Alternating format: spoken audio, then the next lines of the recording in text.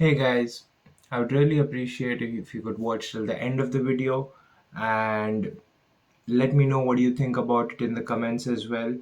And also, do check out Raimar's application named Basins, which is available on App Store and Play Store. I have put the link in the description below as well.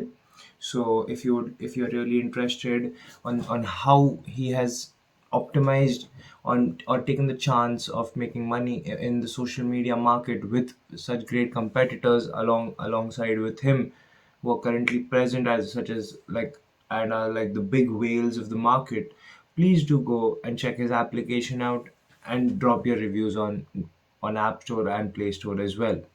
So without a further ado, let's get into it. Today. Hi, I'm fine. Thank you for having me. Most welcome. Most welcome. How's your day been, Raimar? I, I, I, I mean, I understand you're just an hour ahead in time with us, but you have, considering it's 12 o'clock, you must have gotten a lot of the work done already. That's right. It's a full schedule and a plethora of work. So I'm always excited if I can dedicate time to the product and the market aspects of things. Uh, definitely. Without wasting, without a further ado, Raimar, I have a query regarding your product. In the social media market, there are a lot of competitors who are already present and already have a very dominant presence in the market. How does the idea behind your brand and your product uh, differentiate with the others? Well, the thing is, the social media market has turned into a mass market dominated by advertisement placement, and most recently, these models don't work anymore. And on top of that, users require to get value out of the offer that they are receiving.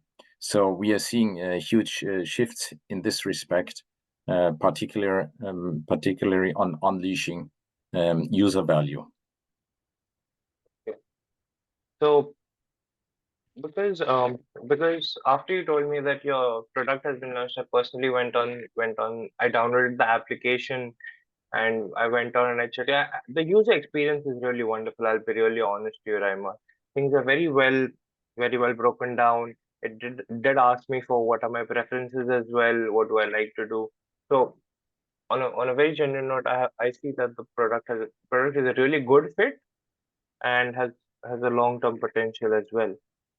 Yeah, can you if you had to break it down on into very three main components, if we for example if anyone asks, what are the three main components on what um your product it differentiates with the competitors in the market?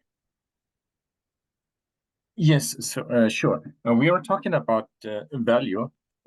So what's there is a lot of information that's not sorted and not aggregated, and we are trying to create something like an efficiency leap for our users, so they actually get a benefit of the information that they are consuming rather than endless feeds.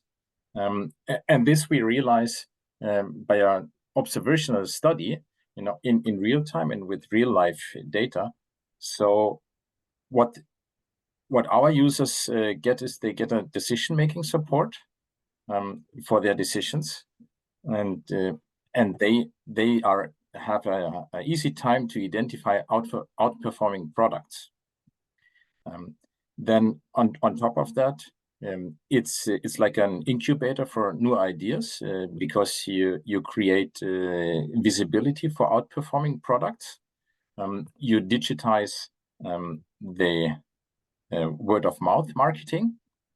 We also digitize point of sales marketing because we have an ambassador system where our ambassadors can be contacted directly. And last but not least, um, there's feedback for every party involved, for the providers, for the ambassadors, for the users.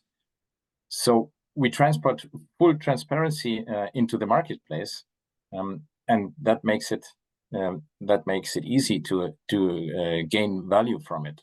And most prominently, we have quality attributes that are being crowd curated.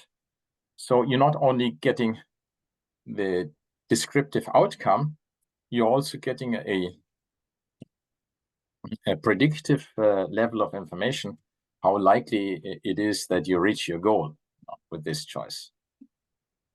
That's a very interesting thought, Primer. I'll be really honest with you. That's a very interesting thought through which, or a concept of which you thought about that.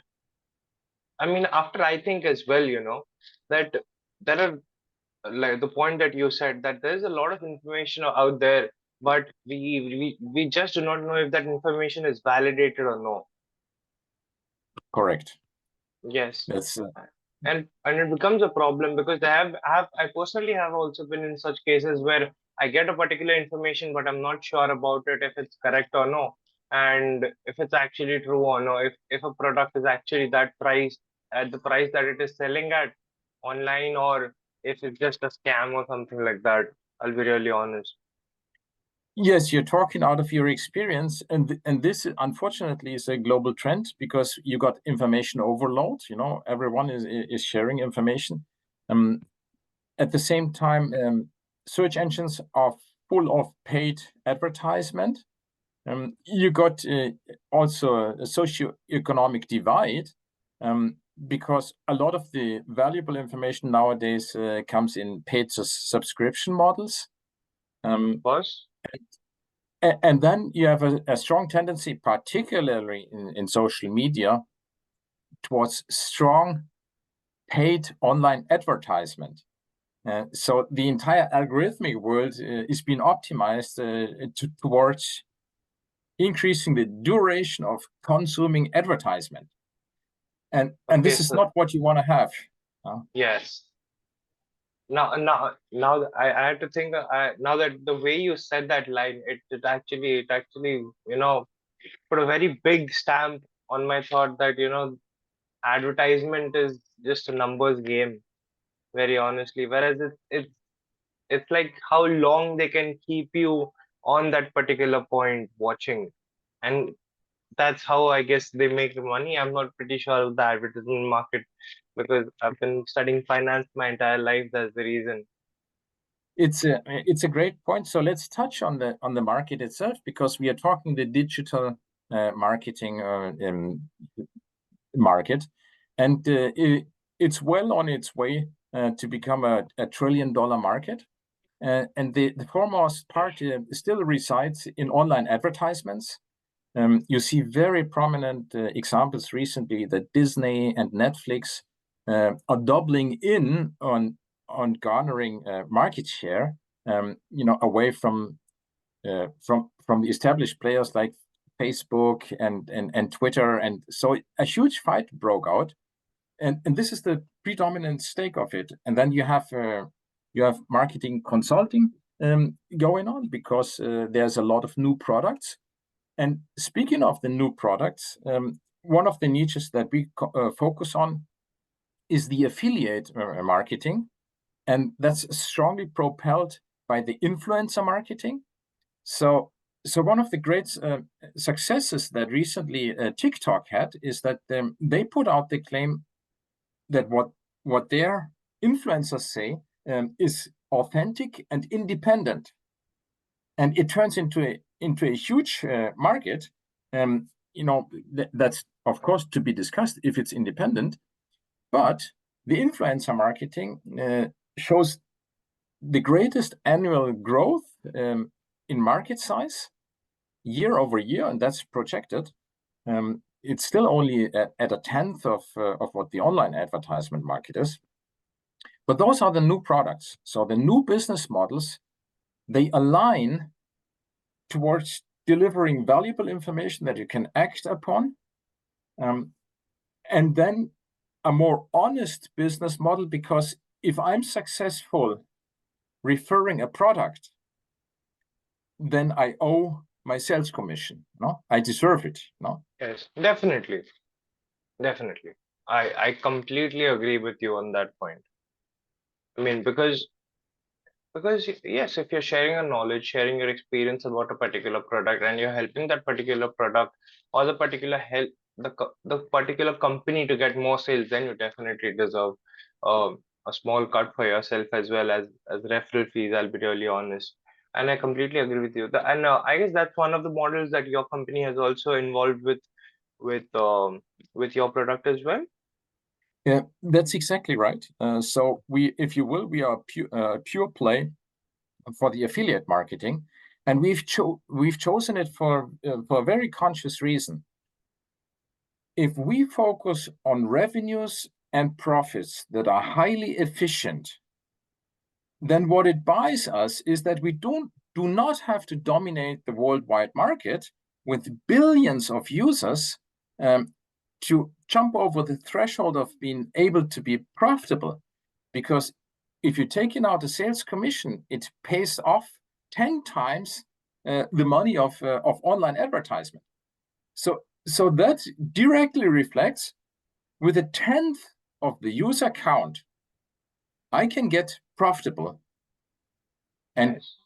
and do not have the necessity to create a quasi monopoly that I can squeeze with online advertisement. Yes, because the referred content will bring more trusted people, and more people will jump onto the platform as well, because they know that they will get a cut for their references, and the organic traffic will help you keep the numbers high, as in the user count for the product as well, for your application as well. Touching on two very important points, we have a dynamic website, so we optimize search engine. So we'll have a nice feed coming in through websites and search engines, as well as App Store optimization, and that also feeds into. You're also touching on trust. We are an organization that's building up trust. I'm not claiming that everything is trustworthy from the very beginning, but we have a very core feature that's built into our data architecture, and that means we have a crowd curation. We have aggregated rating of single quality attributes, and they go way into detail level, and eventually you'll have a full characterization of your products. And that means we can have something like a traffic light system saying, well, as soon as 500 or 5,000 people rated a particular product with all its attributes, then you can start arguing that this is an information that you can trust upon, and that you can act upon. And so therefore, it's very important that we are a trust building platform, and we want to be the trusted platform. That, by the way, is a claim that heavily gets diluted, because everyone knows that trust is the centerpiece of building up a sustainable business. Of course, definitely. I 100% agree with you. There's there's no there's no bit of me that will disagree with that statement, Raimar. I'll be really honest. Trust trust actually works as a very important factor, because that's how that's how your team believes in your idea, believes in the process, and believes in the vision that you have for the company. That and that's the reason why you built the product. So I, That, I 100% agree with you with the trust factor, especially, and especially yeah, in this day and age. I'll be really honest with you. It is really hard to firstly get someone's trust, and secondly trust someone as well. And very honestly, exactly. I guess your company is solving some very great problems, and I don't think so the numbers will be going less for you anytime. I see I see the product as a very valuable one, very honestly, personally as well, because you're solving the one and only main issue which is going all around the world, and especially with the recent generative AI models as well, where you cannot trust a particular picture, where you cannot trust a particular phone call as well from anyone, because there are a lot of scams which are going on as well at the moment. People use generative AI. I mean, there have been a couple of cases as well which I came across, where they were saying that there was someone who was calling some children's parents to get some money out of them, and but it was actually not the child as well. They were using generative AI, and they were using some Wow. AI models to, pick those things up and get money. So I guess your your your idea towards solving this particular problem is fantastic, Ryan. I'll be really honest to you. It, thank you so much. I Yes, would say I want to comment on that. I would say yes, it's a little bit of a foundation. So using AI broadly is like jumping the gun. Um, yes. it's it's too much rushed. Particularly, why are we leaving out this part that we are using the data that we generate on a, and there's a very important differentiation that's a little bit for data scientists, but you differentiate between primary data and secondary data. And AI is always secondary data. So attribute to secondary data, it is passed and it is processed. So you can never rely on it, you can never trust on it, because it has been manipulated and it has been calculated. So what you want to do is you want to get access and knowledge out of primary data. That is very important. That's one aspect. And then I don't even want to exclude the usage of AI. I give you an example why. Just recently, Reddit posted its quarterly report, and they made tons of money by renting out their data to AI companies, because they are training their models based on this primary data. So it's a very primary data which we generate in a structured way is extremely valuable, and we don't even feature that in our revenue, in our products yet, because of course we are just getting started. And then there's on top of that, there's a nice application in our platform, because now that you see the outcomes and the predictions from our database, from our study, and you feed the results into a large language model, what you get back is information sitting around your results. So it's contextual information. And Okay, we've made a thesis on that. So it works wonderful to augment the insights, what's around it, of this outcome. And then secondly, because we were talking about the business model, we have multiple incentives for any parties involved, for the providers, for the ambassadors, for the users themselves.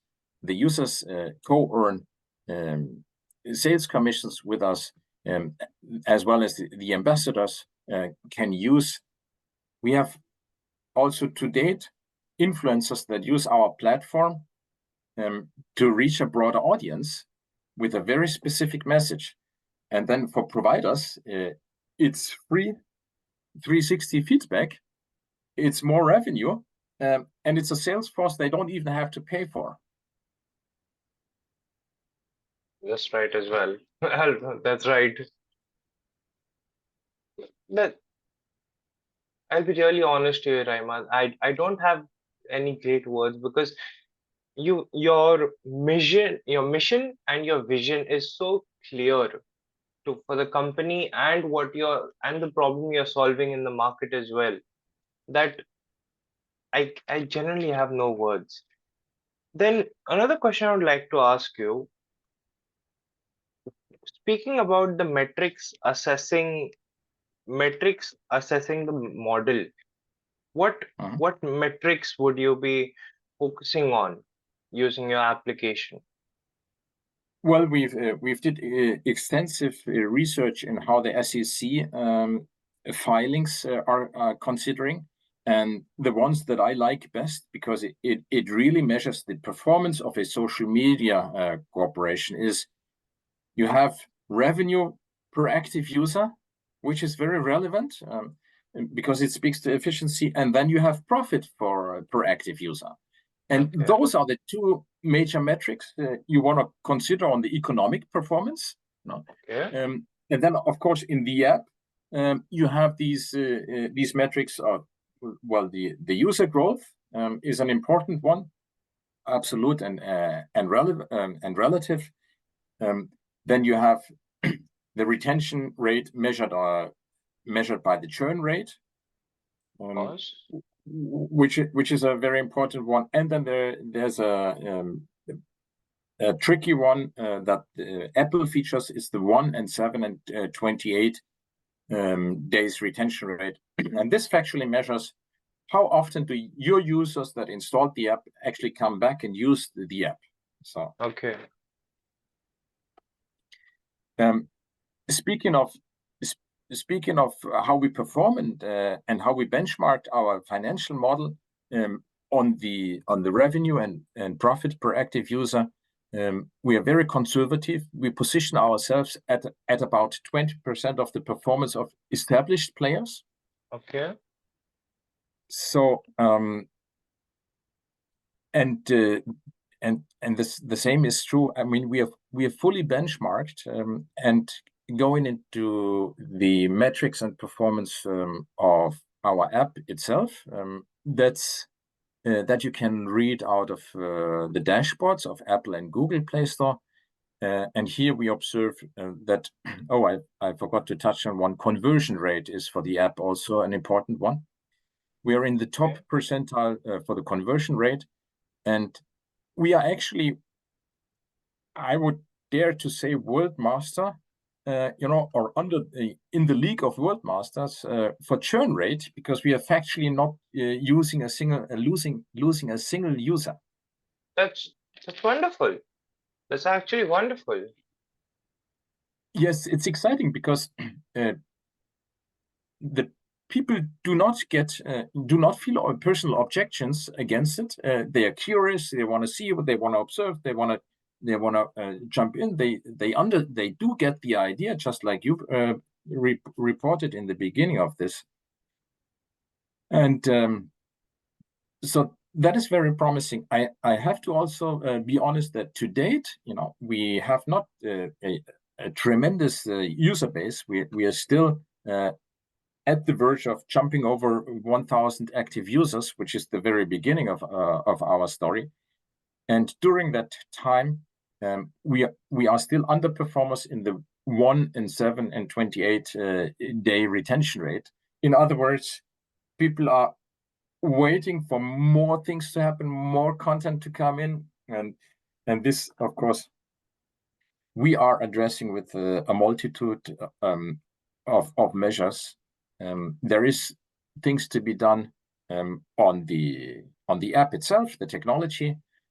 For instance, if people who you follow are making a new post, then you could easily get a notification, because that gets you back, that lures you back into the app. That to just give an example. Then it's important to say we have validated also our two main important processes, which are very easy, very simple, straightforward. We want to increase our user count. That's obvious. No, we want to grow the users, and we are parallelly growing our commercial end of things. So commercialization, we are commercializing our users, our user base from the very beginning. So we know exactly what to do because we have proven it works. We use the entire area of digital marketing to grow our users. You can observe, you put money in, you grow your peak, and you grow the user count, and we are not losing the users. So I That's can one. That's one. very reliable say, well, this is a very predictable process. And the same is true, of course. I've never run across a provider who is not interested in incremental demand for his products. Of course. I don't think so. There's anyone in the market who's not interested in that to get more demand for his product. I mean, if there is someone, I would really like to meet that person. Yeah, Hey, that's right. of course.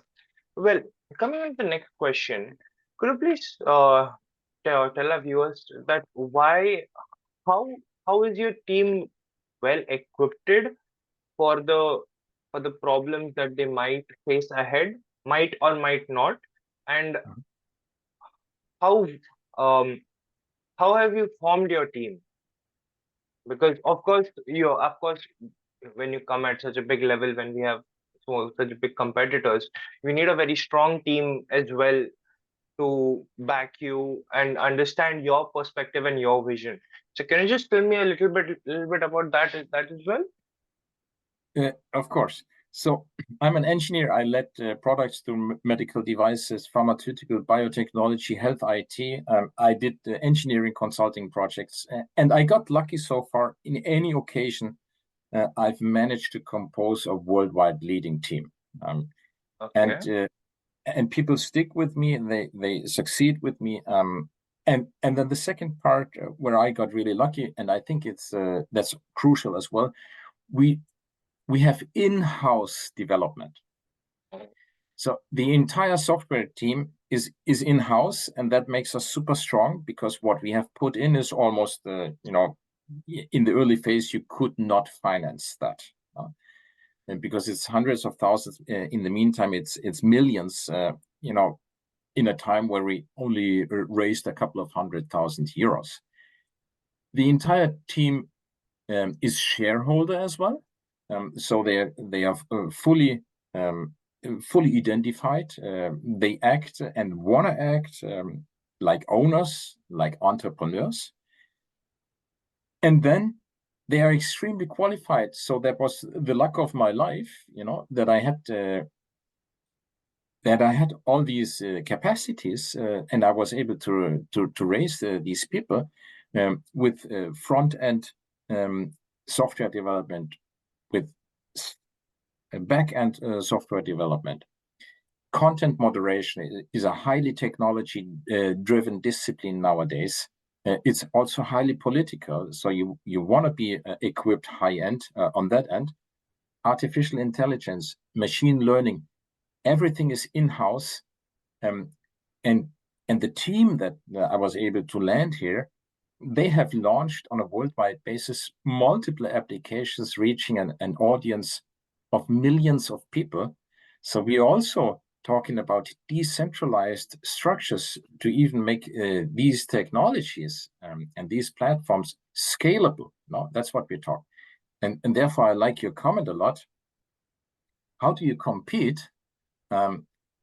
It is tricky to compete. We got lucky because the app is launched, the dynamic website is launched, we have full functionality, the processes are validated, and we will be successful going forward, and we will totally embrace the idea of reinforcing ourselves with number one, liquidity, and down the road. One thing is for sure, there will be huge opportunities for strategic alliances coming up. Because what we do is fundamentally new to the market. And it's fundamentally fun.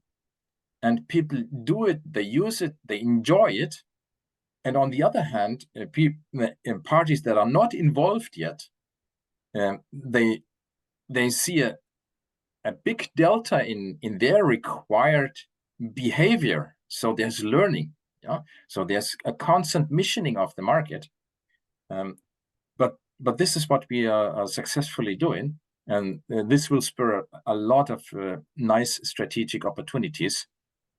So I'm not so much predicting this needs to be sold in 2 or 3 or 4 years down the line. But on the way, there will be great parties saying, well, let's do this together. It's a good joint offer. It's highly complementary.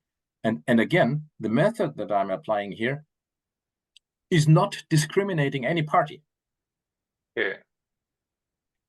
So that's keeping everyone inclusive. I mean, making them feel that yes, they are a part of a team. They are a part of a team. That it making it like a home, making the work environment feel like home. Keeping them together Correct. is your vision. I mean, is your strategy, I must say, Correct. towards And it. one aspect, perhaps, I wanted to highlight, we are now entering the commercialization phase, and therefore I'm seeking a co-founder with profound experience in influencer and affiliate marketing. And we are also seeking to reinforce the team with a digital marketing expertise. Okay. Because right now we are a little bit R&D focused, and we are currently kicking off the technologies that feed our earnings stream. So time is ripe to reinforce our team here. Definitely. I know that you'll get the right person for the right job, and you'll have a wonderful team working with. Before we conclude, there's one last question I would like to ask you. What are you looking what are you looking from an investor who will be coming into the company now? And where do you see the company in 5 years' time? Okay, thank you for that. It's a great aspect we should touch on. Well, I want to piggyback on what has been said, and the essence of what a great investor could contribute is the appreciation that for traditional processes and traditional business models, we are changing something. And if you want to go this journey together, then you might want to go with someone who's embracing this innovation, this transformation. So that's the very most important part. And then, of course, not only embracing the change, but also embracing the idea behind it. What you also touched on, the vision, and also the mission. How do we do it? No? So if this is in an alignment, then going forward, you have almost no friction points, because the solution to the great goal is adjusting every single day, but you have a common goal in mind. Of So course. that, I would say, is the most important part. And then also, I think I clearly think, and I can twist and turn the paper so many and so often, with one of the great or greatest guys I know in doing company evaluations. He heavily risk adjusted.